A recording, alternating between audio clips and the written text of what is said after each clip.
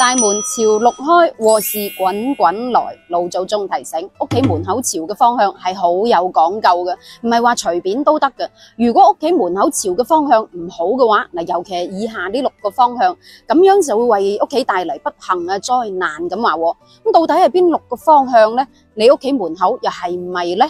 首先就係屋企門口唔好正對住馬路啦，尤其係三叉路口、丁字路口，又或者係反公路呢種情況喺鄉下起屋係好多嘅。自己起嗰間屋門口係正對住馬路，就會形成一種路煞，對屋企嘅運勢啊同埋氣場就有啲唔好嘅影響咯。譬如話屋企門口正對住丁字路口嘅，就會帶嚟災難。如果屋企門口會對住呢個三叉路口嘅，就會對商運啊同埋個人嘅健康有唔好嘅影響，是非都會多啲嘅。咁老傳統認為，如果係呢一種佈局嘅話，就要喺自己屋企嘅大門口擺啲吉祥物，譬如話葫蘆啊、五帝錢之類，又或者係擺個屏風嚟發煞啦。咁仲有，如果屋企門口對住剪刀路，即係有2條分叉路咁樣去嘅，呢一種情況就要調整自己屋企入邊房間嘅朝向咯。反正就唔可以正對住呢個馬路。又譬如話，如果屋企門口係對住一條直路嘅，喺風水學入邊就叫做直路空亡，一路去有退財嘅意思啦。又譬如話，如果屋企門口係對住反公路，好似一把弓箭咁，咁老傳統就認為唔係咁老禮啦，有漏財嘅現象。就算係商鋪開喺呢個反公路嘅話，都會有財來財去嘅意思，即係話就算俾佢揾到都成唔到咁話。咁如果係呢一種佈局嘅，老一輩就提醒，如果係做生意嘅，就喺流年財位擺個收銀台；如果係住嘅地方，就喺流年財位嗰度擺個招財啊，或者係吉祥嗰啲物件啦。咁當然呢啲風啊水啊嘅嘢僅供參考，大家又唔好話盲目去相信，主要都要視乎自身嘅情況而定，係咪？咁按照古人嘅講法就係，反正屋企門口正對住馬路嘅都係唔好。咁其實從科學嘅角度去分析，主要都係因為馬路車來車往，尤其係丁字路口，車流量係好大噶嘛，噪音又大，就會影響到人休息，嚴重造成一個干擾啦。萬一馬路發生啲咩交通意外，對住嘅人就有好大嘅影響，呢點就存在安全隱患咯。好多人起屋嘅時候，門口都會盡量避開呢個馬路嘅。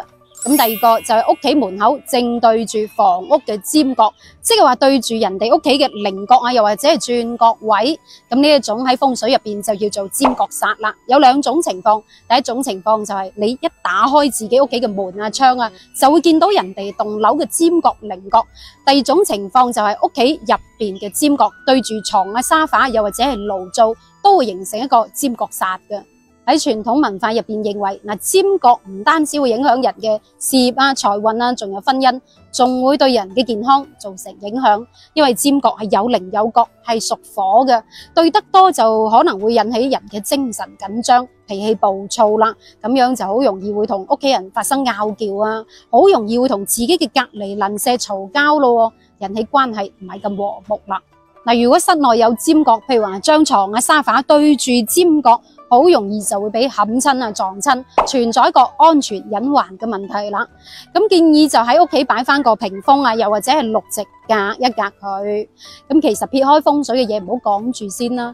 如果日日俾你見住啲尖不甩嘅嘢嘅話，其實真係好有視覺衝擊㗎。近嘅話又怕唔安全喎，遠嘅話你又會覺得係咪睇得多心情就會唔好，心情唔好嘅話自然影響方方面面噶啦，係咪？第3個就係屋企嘅門口唔好正對住污穢之地啦。譬如話垃圾堆啊、臭水溝啊、污水池啊，仲有死水塘啊、廁所啊，呢啲就叫做污穢之地啦。咁因為古人覺得呢啲地方係不潔嘅，係屬於晦氣嘅地方，係陰潮之地。咁屋企嘅門口係主財位嚟噶嘛，係招財納福嘅地方，主要係吸財噶嘛，係咪？如果屋企嘅門口對住呢啲污穢之地，就會將啲不潔之氣引翻入屋啦，會對屋企造成一啲不利嘅影響。咁當然其實主要都係因為呢啲污穢之地係好臭嘅，好大陣異味，尤其係夏天嘅時候啊，冤崩爛臭，仲好容易會滋生一啲細菌喎。咁聞得多對人嘅健康就會有影響噶啦，係咪？咁再講咧，日日一起身打開門就見到一堆二堆邋邋遢遢嘅嘢，人嘅心情都會唔好啦。尤其係對住啲死水塘啊，或者係臭水溝，萬一細佬哥貪玩行埋去玩浸親嘅話，咁啊真係禍事滾滾來啦。喺咁樣嘅環境之下，人住得唔開心，又點會事事順利呢？係咪？所以老一輩嘅人就唔建議門口對住呢啲污穢之地啦。咁第四個就係屋企門口冇正對住墓地啦。當然呢個情況依家好少，但係以前喺農村喺山上面係好多墳墓噶嘛，咁啲人起屋好慣就會對住墓地嗰個方向咯。老一輩人認為唔係咁老禮嘅，係好晦氣嘅，因為始終呢啲都係陰陽相隔啊嘛，太 friend 嘅話始終就唔係咁好啦。當然其實最主要都係因為望得多呢啲嘢，心情就會好壓抑，咁個心就會迎住有啲唔老禮嘅嘢，咁自然就食唔安瞓唔落，咁樣就會影響到好多方面啦，係咪？咁第五種就係自己屋企嘅門口對住鄰居嘅門口，門口對門口，財路不通係會相衝嘅，兩家人就唔會咁和睦啦。民間有句俗語，門對門必傷人，呢一種叫做門衝煞，又或者係朱雀煞。咁係咪就話門口對門口就唔得呢？嗱，又唔係嘅，5米以外都係可以，但係5米之內嘅話，好容易就造成一個氣流互衝咯，可能導致兩家人好容易會嘈交啊，又或者導致一家興旺，一家就漸漸衰落啦。咁其實依家好多小區都係門口對門口嘅，但係如果用起身確實唔係咁方便。你試諗下啦，你又打開門，我又打開門嘅情況下，大家睇到大家嘅隱私就會好尷尬啦，係咪？咁如果換轉以前喺農村，大家門口對住門口嘅話，真係好容易會為咗佔用空間呢件事大打出手，發生拗撬㗎。第六個就係屋企嘅門口唔好對住醫院或者係診所啦，長期落去就唔係咁利於人嘅健康咁話，因為醫院係救死扶傷嘅地方，有痛苦嘅病人，但係亦都有死嘅人喎。咁門口對住嘅話就會有啲負面嘅情緒產生啦，會變成一種煞氣，對屋企人嘅身體啊，又或者係情緒都有啲不利嘅影響啦。咁當然其實主要都係因為醫院病菌太多啦，已經吹入屋對人就有唔好嘅影響啦。咁再加上日日一打開門就見到嘅醫院啊診所，可能心情就會好壓抑，有啲唔好嘅影響啦。但係又有一個好處喎，近醫院嘅話其實可以係咪有啲咩突發事件嘅時候，第一時間去，唔會錯過呢個黃金時間。呢一個就係古人講嘅大門朝六開，禍事滾滾來咯。咁你又覺得古人講嘅有冇道理呢？你屋企嘅門口朝嘅又係邊啲地方，邊個方向呢？留言分享下，我哋下一期再見，拜拜。表哥娶表妹，我哋都知道係唔得嘅，但係喺古代近親結婚，表哥娶表妹，表姐嫁表弟嘅情況係好普遍嘅。譬如話《紅樓夢》入邊，林黛玉嘅阿媽同賈寶玉嘅父親，佢哋就係親兄妹關係。咁林黛玉同賈寶玉就屬於近親咯。後嚟賈寶玉就娶咗薛寶釵，但係佢哋兩個嘅阿媽又係親嘅兩姐妹，咁呢一個就屬於近親通婚啦。當然，依家係唔允許近親結婚嘅，3代以及3代以內嘅都唔允許結婚，因為咁樣就好容易會令到雙方嘅隱性基因遺傳俾下一代，可能會導致細佬哥畸形啊、夭折等等嘅情況。但係點解喺古代，無論係平民百姓定係皇帝，都咁推崇呢個近親結婚呢？點解古人會接受得到呢？佢哋又好似好少出現呢啲畸形啊、殘障啊咁樣嘅子女嘅，點解呢吓？首先我哋要搞清楚點解喺古代咁興表哥娶表妹呢段近親嘅婚姻嘅。呢個同古時候封建社會嘅宗族制度有關，為咗鞏固自己嘅家族勢力，咁兩個人聯婚就可以起到一個親上加親嘅效果啦，將家族嘅利益同婚姻捆綁埋一齊。古人係好慣用呢個方式嚟維持家族嘅長期穩定同埋利益嘅喎，咁樣就確保到自己嘅權力啊、財富唔會落入外人嘅手中啦。正所謂肥水不流外人田啊嘛，係咪？自己嘅財富就可以代代相傳，權力亦都唔會俾分割啦。咁再加上古人認為係自己人喎，自根自底，所以以前喺古代越係大戶人家，越係皇宮貴族，就越係會揀近親通婚，但係一般就唔會揀同性結婚，即係話堂兄妹就唔得。喺《左傳》入邊就有講到，男女同姓，其心不分，所以古人又唔係話唔知喎。佢哋都知道近親結婚係唔好嘅，老祖宗認為同姓嘅人身上就流住同樣嘅血，如果喺埋一齊嘅話就會有唔好嘅結果。咁但係古人又認為近嘅唔得啫，遠嘅得啦啩。所以喺古代娶遠房親戚啊、遠房親戚聯婚都係好普遍嘅。譬如話詩人陸游，佢嘅第一任妻子就係佢嘅遠房表妹唐婉啦。咁原本佢兩個係好恩愛嘅，但係因為陸游嘅阿媽佢唔中意唐婉，就逼陸游休妻咯。咁最後兩個人就分咗手啦。仲有呂后為咗維持自己呂氏家族嘅地位，就逼自己嘅仔漢惠帝娶咗自己10歲嘅外甥女啦。嗱，金屋藏嬌入邊嘅嬌，其實就係漢武帝嘅表姐，因為佢為咗坐穩皇太子之位，就娶埋自己嘅表姐啦。除咗兄妹之外，隔代都有嘅。譬如話耶律隆慶嘅女陳國公主就嫁俾咗自己嘅舅父啦。唐玄宗嘅侄仔仲話要娶唐玄宗嘅女。嗱，其實呢啲都係為咗利益。咁連古人都有咁深厚嘅家族主義思想啦，更何況係天下嘅平民百姓，係咪？呢一點就可以講明咗啦。古人唔單止唔排斥嘅，仲要係好鬼贊成。咁按道理，佢哋結婚之後，應該會好容易會出現嗰啲畸形啊，又或者係基因有問題嘅子女啊。但係點解冇相關嘅記載嘅咧？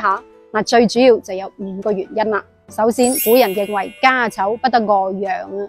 古人認為家族榮譽係好緊要嘅。如果屋企出現咗畸形兒嘅話，就會被視為係家醜，係私事，唔可以宣揚出去噶啦。咁皇宮貴族更加就唔會將呢啲事寫入史冊啦，係咪？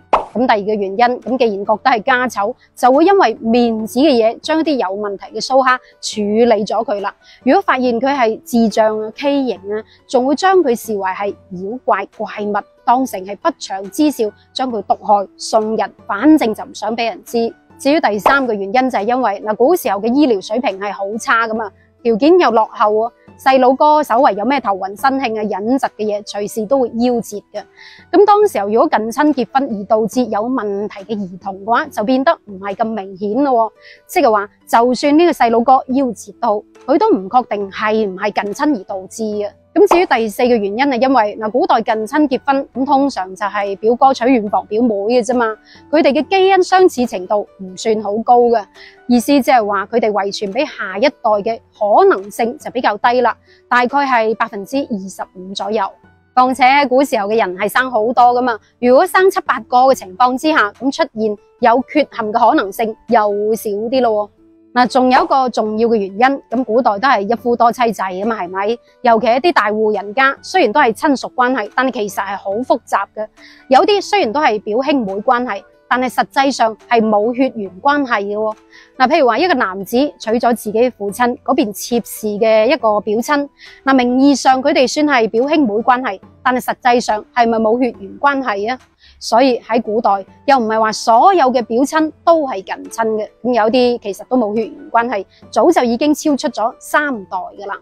咁古時候之所以呢種現象咁普遍，其實主要都係因為當時嘅社會風氣啊，當時候對血緣宗族嘅觀念，仲有對婚姻選擇嘅一個標準等等嘅因素，先至會出現表哥娶表妹呢啲咁不合乎道德嘅事嘅啫。其實現代人已經知道近親婚姻嘅壞處，就應該要避免同埋禁止噶啦。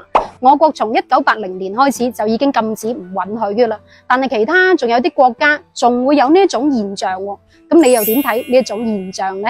留言話我知，評論區見，我哋下一期再見，拜拜。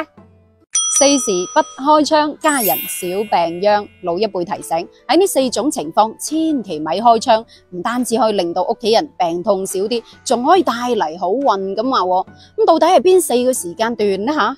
聽住啦，第一個時辰就係子時，即係夜晚嘅11點至到凌晨1點。咁古人將佢叫做夜半、中夜、子夜，係12個時辰入邊嘅第一個時辰，咁亦都係日夜交替、陰陽更迭嘅時辰。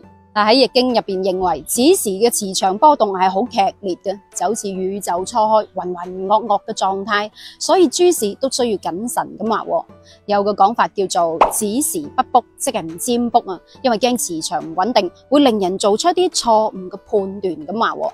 又或者有啲中意飲醉酒嘅人，酒後失態通常都係發生喺子時嘅。喺中醫入邊有個養生之道叫做子午覺，即係建議人夜晚11點嘅時候就好快啲去早唞啦，休息啦。咁到咗中午嘅時候，亦都要瞓翻個午覺先好咁話。咁因為子時嘅陰氣係好重嘅，人應該要順應自然，養精蓄銳，咁樣既養肝又減壓咁話。咁至於建議子時唔好開窗，試下從科學角度分析啦。因為子時之後氣溫係會下降嘅，涼浸浸嘅。咁呢個時候開窗嘅話，就會導致室內外嘅溫差太大，咁人就好容易會凍親啊、感冒啦。尤其喺冬天啊，啲風吹到呼呼聲，人凍到吱吱震噶嘛，所以就建議子時關窗瞓覺啦，確保室內溫暖又舒適咁話。咁你夜晚瞓覺係開窗定係關窗嘅呢？咁第二個時辰就係午時，正午時分，即係中午嘅11點至到1點，亦都叫做日正日中。呢個時候係熱頭曬到最應，陽氣最旺盛嘅時候。咁古人認為呢個時候嘅陽氣係達到一個極點嘅。但係同時亦都係由盛轉衰，陰氣慢慢就會產生啦。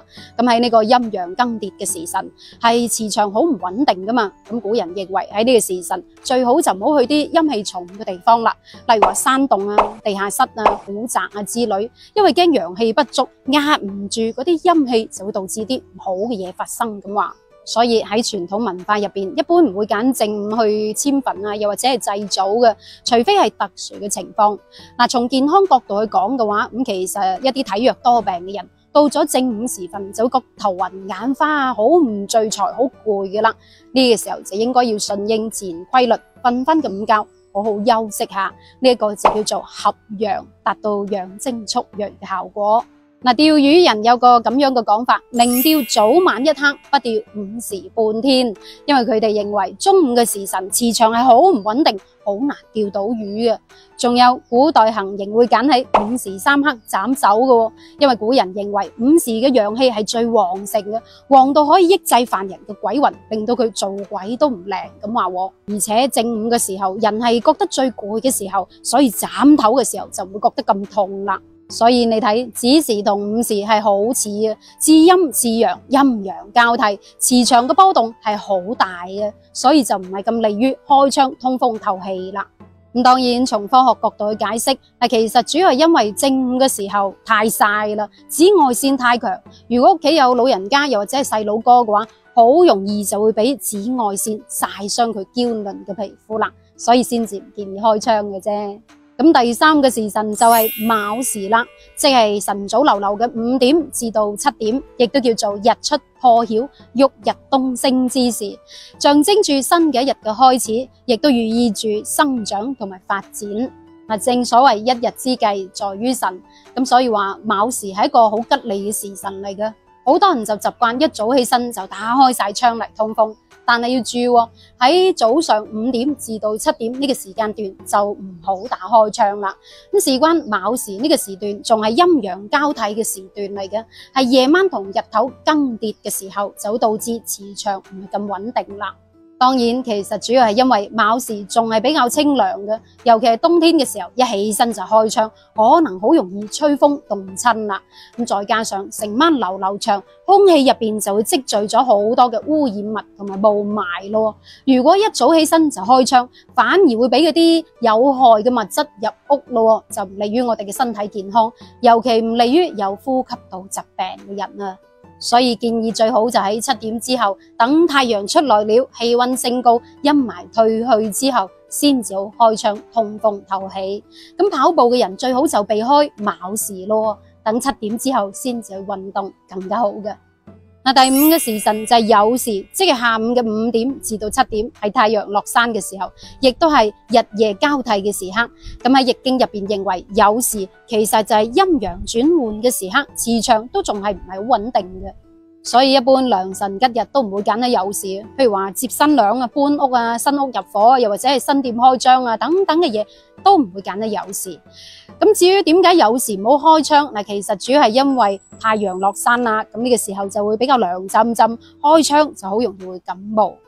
咁呢一個就係古人講嘅4時不開窗啦。咁幾時開先好呢？按照古人嘅講法，就係喺早上7點鐘之後至到下午4點鐘之前。但係我又覺得要視乎情況而定喎。譬如話你住喺市區嘅，就要避開交通嘅高峰期，唔好喺下午4點至到6點呢個時候開窗啦，因為好大一啲油煙味啊同埋污濁氣咁啊，係咪？咁第二點就係建議落雨嘅時候唔好開窗，費事俾嗰啲濕氣入屋，搞到間屋都咁潮濕發毛啊！咁至於第三點就係，如果你瞓咗成晚間房好大嘅噏臭味嘅話，就要隨時開窗通風透氣咯。咁唔知你平時有習慣幾時開窗嘅呢？留言話我知，我哋下一期再見。幫老人做生日，男做齊頭，女做出日。即係咩意思呢？吓？男人就要60歲、70歲，女人就要61、71就做生日。咁阿婆，你今日着到咁行，你生日啊？係啊，我生日幾多歲生日啊？98啦。咁祝你生日快樂，壽比南山啊！所以啲人拉我祝壽啊，開心啦。識做啦。每個年齡嘅壽誕都有佢嘅雅稱嘅，例如話50歲就叫梅花壽，60歲就叫花甲大壽，亦都叫做下壽。咁70歲就為之中壽，80歲就叫上壽，90歲就為期壽，100歲就叫做期兒壽。所以按照老傳統，60歲之後就叫做過壽、造壽、擺大壽。咁60歲打下嘅只係叫做普通過生日嘅啫。咁事關古人認為一甲子就等於60年就為之一甲子啊嘛。咁所以喺民間幫老人做生日嘅話，係要喺60歲之後嘅。一方面意味住對老人嘅祝福，另一方面係為咗慶祝佢進入下一個輪迴啦。咁幫屋企嘅老人做生日又有啲乜嘢講究呢？男做齊頭，女做出日。喺廣府地區做壽嘅風俗係講究男女有別嘅。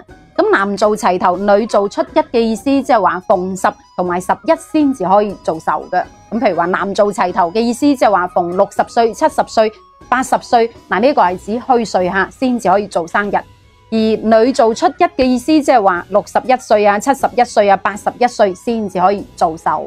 順便講下，嗱61歲就叫做7疊開1，意味住踏入70歲嘅第一年。咁如果係72歲嘅話，就叫做8疊開2啦，意味住踏入80歲嘅第2年。而呢度嘅疊字就有1疊為10歲嘅意思啦。幫老人做生日，做9做10。各地風俗唔同，有啲地方做壽係講究做9唔做10嘅。嗱，平時我哋經常聽到60大壽啊、70大壽、80大壽，係咪？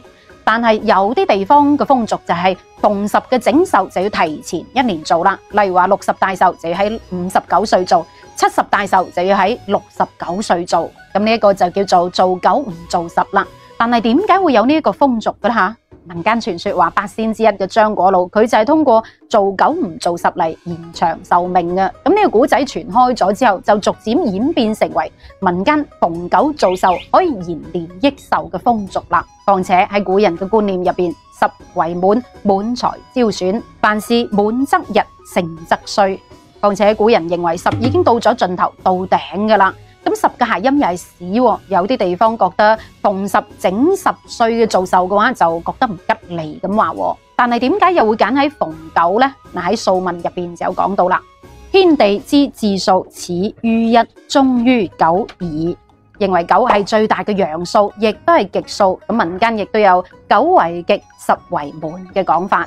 咁再加上9寓意長長久久，生命長久，年時日久啊嘛。咁所以民間就揀喺逢9做壽，就係咁解啦。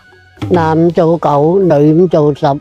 呢一個風俗嘅意思就係話，男人做壽要喺逢10嘅倍數進行嘅。例如話佢係60歲大壽嘅，就要喺60歲慶祝，唔可以話提前1年喺59歲做嘅。咁因為9係最大嘅陽數，男人又係屬陽喎。古人認為男人做壽喺逢10嚟做嘅話，先至符合呢個陰陽平衡嘅理念咁話。況且9係代表至高無上，例如話皇帝95至尊，係咪？所以平民百姓為咗避免呢個潛月之嫌嘅話，就會揀喺逢10嚟慶祝生日啦。而女子過壽就可以提前1年做啦，例如話60大壽就可以喺59歲做。古人認為咁樣先符合呢個陰陽平衡嘅理念咁話。但係依家條件好咗，年年都做生日噶啦。年年做生日就冇中斷啦，一年做一年唔做冇獎。呢個風俗嘅意思即係話，如果一個人到咗60歲之後想做生日嘅話，就必須要年年做，唔可以中斷，唔可以間隔嘅。如果中間斷開唔做嘅話，一年做一年唔做，嗱呢種情況民間就叫做斷頭生或者係斷頭壽啦。咁就算係聽年再補翻，民間認為都唔係咁老禮嘅。咁所以有啲地方係講究嗱，一係就唔做，一係就年年做，就算中間間隔搞場簡單啲嘅都好，都要做生日。咁唔知你鄉下嗰邊又係咪咁樣嘅講究呢？吓？做生日要注意年齡有風險，邊啲年齡有風險啊66、73、84就要注意。點解呢？古老話落66天空老子要入獄，73、84嚴防長期積去。古人認為66、73、84歲呢三個年齡階段可以話係老年人嘅一個風險年齡，亦都可以話係人生嘅一道坎。咁事關喺古代好多歷史名人啊，佢都係過唔到呢三個年齡階段嘅。咁例如話孔子73歲，孟子84歲。咁古人認為啦，哇，連呢啲偉人啊、名人都過唔到呢啲關喎，更何況普通人。咁所以就要低調謹慎咁過啦。就算係俾人問到呢個年齡都唔講嘅，反正就唔大搞生日咁話喎。父母喺度點做生日個？咁呢一個風俗係出自周禮嘅，母在不慶生，父在不留鬚嘅講法。咁認為出世就係母親嘅受難日嚟嘅。咁為咗表達對母親嘅尊重同埋唔俾壓力佢，所以如果父母親仲在生嘅話，一般就唔會過生日咁話喎。咁尊親不言老，亦都係呢一層意思。咁做生日一般食啲乜嘢呢？一槍壽麵啊，一瀨粉啊，壽包壽兔。咁仲有啲食紅雞蛋啊、紅燒豬肉。咁紅燒豬肉呢一個習俗就係針對66歲嘅喎。咁由外嫁女親手帶66塊紅燒豬肉，喺父母做生日嘅時候就要由父母一次過食晒呢66嚿，寓意係將一啲唔好啊、災難嘅嘢轉移到畜生身上，咁父母就可以平安咁度過呢66歲大壽啦。咁其實無論係食乜嘢，邊度嘅風俗都好，都係為咗表達對老人嘅一份孝心、關愛同埋祝福。而且家有一老，如有一寶，老人常在就係一個家庭、一個家族嘅紐帶，令到呢個家庭更加有凝聚力，更加融合，更加和諧，更加團結。咁到最後，希望大家送上一句祝福語俾呢位老壽星啦。多謝啦。喺農村有屋嘅人就要注意啦，不怕青龍高萬丈，就怕白虎抬頭望。到底係乜嘢意思呢？你住緊嗰間屋又係咪呢？如果係咁樣嘅格局，又有咩唔好呢？吓？咁首先我哋了解下乜嘢係青龍，乜嘢係白虎咯。其實呢兩隻嘢係古代嘅神獸嚟嘅，同朱雀、玄武共稱為天之四靈，亦都可以用嚟指代方位。正所謂左青龍，右白虎，前朱雀，後玄武啊嘛。咁我哋講嘅28星宿都係用佢哋嚟劃分嘅。咁左青龍代表嘅係東邊，象徵生命活力同成長，通常係同春天啊、屬木相關聯嘅，代表係萬物復甦、生機勃勃嘅景象。嗱，同時喺傳統文化入邊，亦都代表皇權嘅意思，因為龍被視為係同帝王嘅統治有關嘅。咁右白虎指嘅就係西邊咯，象徵戰爭、殺戮、勇氣同力量。嗱，有睇過古裝劇嘅朋友仔應該都知道啦。咁古時候用嘅兵符就係白虎符啦。你話殺氣係咪好重呢？吓？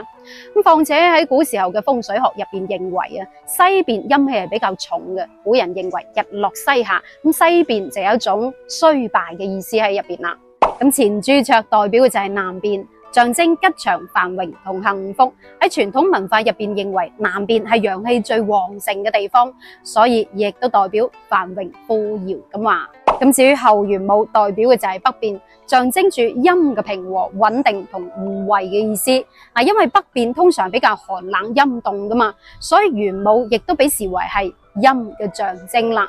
咁呢一個就係四大神獸代表嘅四個方位。了解咗青龍同白虎代表嘅就係東邊同西邊之後，你大概就可以知道不怕青龍高萬丈，就怕白虎抬頭望呢個道理啦。咁意思其實就係話東邊青龍起屋嘅樓層可以高啲，甚至係越高越好，高萬丈都冇所謂。但係西邊起屋嘅樓層就唔可以高得過東邊喎。咁點解呢？原因有兩個，主要係針對坐北向南嘅佈局。咁第一個原因係因為喺風水學入邊，東邊嘅樓層越高嘅話，就越聚財越斂福；喺古人眼中，呢隻青龍就係吉利嘅神獸嚟嘅，主生發上升，咁樓層越高咯，就越有良好嘅生機同財富咁話。咁如果白虎抬頭望，即係意味住西邊白虎嘅房屋高過東邊青龍嘅房屋咯，就應咗民間老百姓講嗰句白虎壓青龍，代代有人窮啦。喺古人眼中認為西邊係屬金嘅，係有煞氣嘅，會壓住屋企嘅財氣同埋福氣咁話。咁本嚟生機勃勃嘅景象都俾佢壓到死氣沉沉。白虎壓青龍，發揮唔到作用，可能就會越嚟越衰敗啦。咁況且西白虎係同戰爭有關嘅，有死又有傷，有一種血光之災嘅意思。咁如果西邊嘅房屋高過東邊，喺古人眼中就認為係好唔老禮嘅，好似有一種災禍降臨嘅意思喺度啦。至於第二嘅原因係因為青龍係屬陽，白虎係屬陰嘅，咁白虎遮住青龍，即係意味住陰冚住咗陽，代表陰盛陽衰，唔係咁平衡，唔協調咯。所以以前古人起屋係好在乎呢個方位同高度嘅，確保要陰陽平衡，確保住嘅人健康好運咁話。咁所以民間就有咗呢一句不怕青龍高萬丈，就怕白虎抬頭望嘅俗語啦。咁到底有冇道理呢？放到依家又啱唔啱使啦吓？咁其實從建築學嘅角度去分析，有佢嘅道理嘅。尤其喺古時候條件比較落後，無論係取暖啊定係照明，都係依靠陽光噶嘛。咁將東邊屋起高啲，陽光就會充足啲，唔使擔心採光嘅問題啦。尤其係農耕嘅社會啊，老百姓係要曬谷曬糧食噶嘛，有太陽曬到，咁啲糧食就唔怕會潮濕啊、發毛啊，又或者噏臭嘅情況啦。咁糧食保存得好，即係意味住成個冬天都唔使擔心糧食嘅問題啦。況且陽光充足啲，間屋都冇咁潮濕，冬暖夏涼，住得耐嘅話，人都精神健康啲啦，係咪？但係如果西邊嗰間屋起得太高，高過東邊嗰間屋，咁過咗正午之後，西邊嗰間屋就會遮住啲光線，影響到採光啊，同埋曬谷熱頭咯。咁時間一長，人住落就覺得冇咁舒服，間屋都會陰暗潮濕，影響到健康啦。難怪古人咁在乎白虎嘅高度啦。確實喺中華文化入邊係講究陰陽平衡嘅，一樣高就叫做協調。咁如果實在係要調整嘅，就要講究東邊高過西邊啦。譬如話屋企一啲字畫啊，又或者係沙發啊，又或者掛嘅物品，其實要麼就一樣高，要麼要調整嘅話，就要東邊高過西邊啦。呢一個係原則嚟嘅。又或者我哋可以咁樣理解嘅，太陽喺東邊升起㗎嘛，咁西邊就係太陽落山嘅地方，東邊係代表上升、生機同生氣嘅，而西邊就係代表衰落喎。所以我哋應該要令到代表生機同生氣嗰個地方更加興盛、更加強大至啱，而唔係令到西邊衰落嗰邊更加興盛。唔係嘅話，對我哋就有影響噶啦。咁你又認為有冇道理呢？你鄉下起嗰間屋又有啲咩講究呢？又或者你住嗰間屋有冇呢啲講究呢？留言分享下，我哋下一期再見，拜拜。